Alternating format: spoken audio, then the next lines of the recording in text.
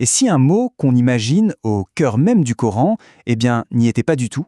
Aujourd'hui, on va explorer un concept qu'on pense fondamental, mais on va voir que sa présence dans le texte est loin d'être une évidence. C'est parti pour une véritable enquête linguistique et théologique. Alors, on entre direct dans le vif du sujet avec la question centrale de cette analyse. Est-ce que le mot « aqida », qu'on traduit généralement par credo ou doctrine, figure vraiment, noir sur blanc, dans le texte coranique? L'idée générale, celle qu'on a un peu tous en tête, c'est que le mot Aqida est la pierre angulaire de la croyance dans le Coran. Ce serait le terme qui définit tout le système de foi. C'est l'hypothèse de départ, la plus répandue. Ok, mais et si on allait vérifier?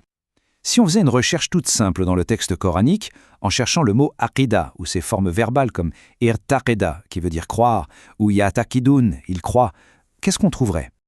Et là, le résultat, il est pour le moins inattendu. C'est zéro, rien, pas une seule occurrence. Aucun de ces termes n'est utilisé dans le Coran pour parler d'un credo théologique. Le mot, dans ce sens précis, est tout simplement absent.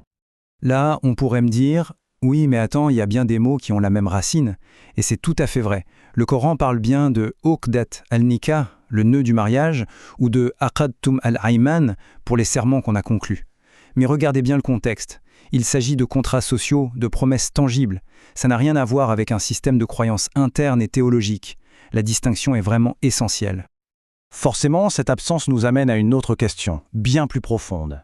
Si le mot pour credo n'y est pas, est-ce que ça veut dire que le concept même de croyance n'existe pas dans le Coran? Eh bien, pour y répondre, on va se tourner vers l'analyse du docteur Khaled Al-Sayed Hassan. Et ce qu'il explique, ça change complètement la perspective. D'après lui, dans le Coran, la croyance n'est pas un nom, un concept statique. C'est quelque chose qui se manifeste à travers des verbes, à travers l'action. Il nomme ça le principe du double sens. L'idée, c'est que chaque fois qu'un acte est lié à Dieu, il a deux dimensions. D'abord, il y a le sens direct, le sens littéral du verbe, ce qu'il veut dire concrètement, et puis, caché derrière, il y a le sens implicite, la croyance fondamentale qui est nécessaire pour que cette action ait un sens. Prenons un exemple que tout le monde connaît. A'oudhu billahi minash shaitanir rajim. Le sens direct, c'est simple. Je cherche refuge auprès de Dieu contre Satan. Mais quel est le sens caché? Pour dire ça, elle pensait vraiment, il faut bien croire qu'il y a un Dieu à qui demander protection et un Satan dont il faut se protéger, n'est-ce pas? La croyance, elle est dans l'acte. Elle n'est pas juste pensée, elle est faite.